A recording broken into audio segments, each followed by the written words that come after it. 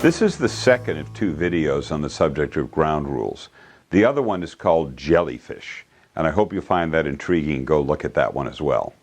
In the course of over 30 years of designing and facilitating off-site meetings for companies large and small around the world, there's two ground rules that we put in place that really are relatively unique.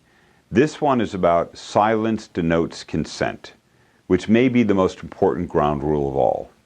Most ground rules have to do with turning off your cell phone, come back from breaks on time, let's keep the meeting on track.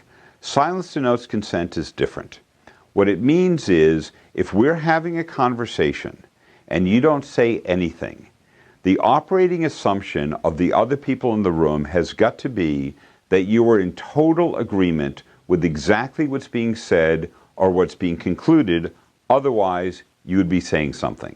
If your colleague doesn't say anything, you can assume that they agree. Why is this such a critical ground rule? Because too often meetings break down after the meeting ends.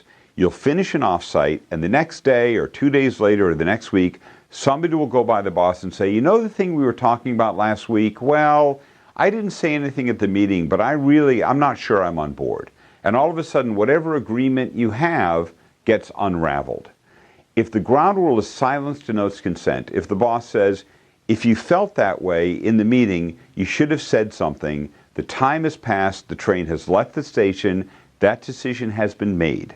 If that discussion happens a couple of times, what you find is people raise their objections, deliver their opinions, have the tough conversations in the meeting, and don't choose to have them offline later when they can unravel whatever agreements you've come to.